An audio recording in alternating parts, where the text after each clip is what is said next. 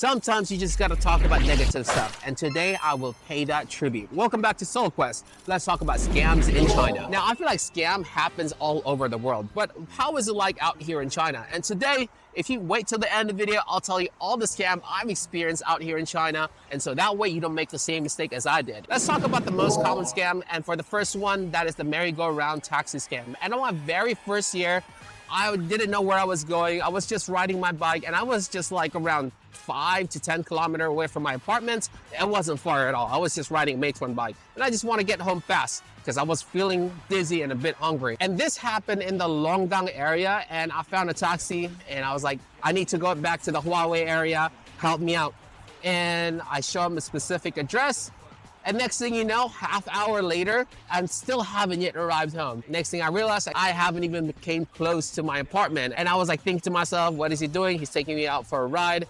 And I got out and I told him like, hey, this is not cool, you know? Of course, in English, since I didn't know a speck of Chinese back then. And he kept demanding more money, but I just gave him 100 RMB. Now, if you are in the same situation as mine, don't do the same thing as I did and just give out money.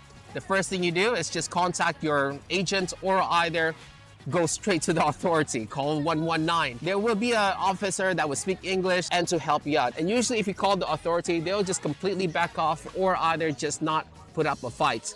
And this is the best solution to the whole scam. And the way I handled it was definitely wrong. And of course, before we continue on, scams doesn't happen too often anymore in China, so you don't really have to worry too much about it. Now, let's move on to the next one, and that is the bar scam. Basically, there are two types of bar scam that you want to encounter. One is the different exchange scam. Basically, you give out 100, but they'll tell you like, oh no, you give me a 50. And the next one will be the beautiful girl scam. So basically what happened is that a beautiful girl would approach you in English and ask you to get a drink with you. And this happened to my roommate. At that time, the roommate was trying to get me to join as well, but I really want to play League, so I just want to get home at that time. And then after that, he got home 2 in the morning, really pissed and angry, knocking on the door, saying he lost 600 RMB. Now, typically as an expat, we're not really used to the whole QR code payment system.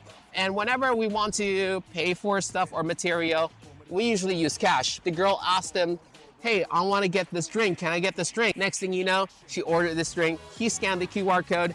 And just like that, he lost 600 RMB. Now, this is heavily debated whether it's a scam or not since you didn't check the price, but the girl definitely knows what she's hunting for. A new expat that doesn't know how the system works and just scanned the QR code. And yeah, he lost 600 RMB, and I kind of have to chip in for him since he doesn't have the money for next month's rent, and it was just a whole big ordeal.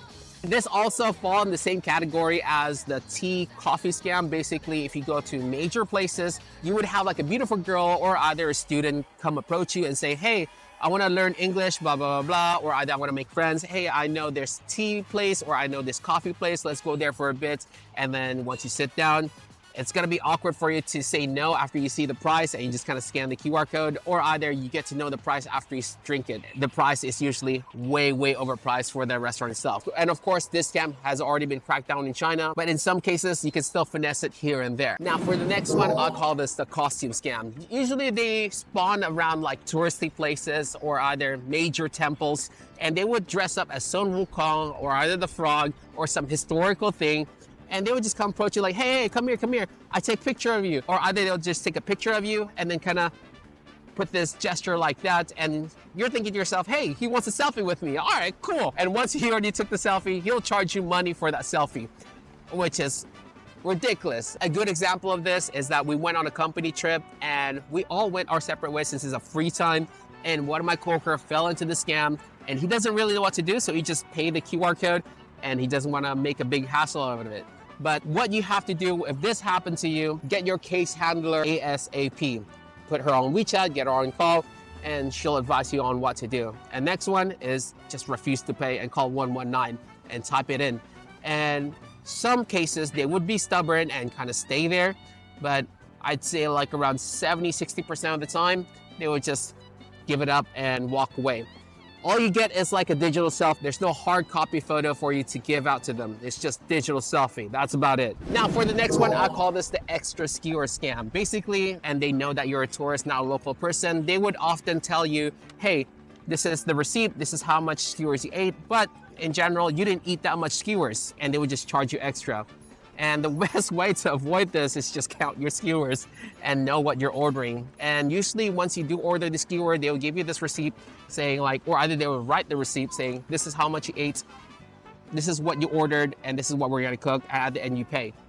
So if they don't give you the paper, make sure you really remember what you ordered and what you ate and count the sticks that you have. And another part to this, make sure you ask each skewer's price, because in some cases, some skewer costs about 10 RMB next to the 50 RMB one, and they know what they're doing. And usually people just take one of these skewers, not knowing this one costs 50 RMB. And I know this is not really a scam, but this is a trick that the vendor do to even local people. Hey there, SoulQuest from the editing station. And I realized this video was about 14 minutes long and no one's got time to watch all that clip.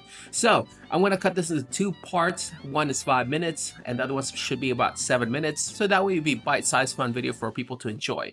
Now, the main gist of this video, if there's a service that you find a bit unreasonable and that's not worth the price, easy way out is call the services. And I know at that time you're gonna be frustrated thinking like, what do I do? Or you're gonna be pissed off or salty just like me.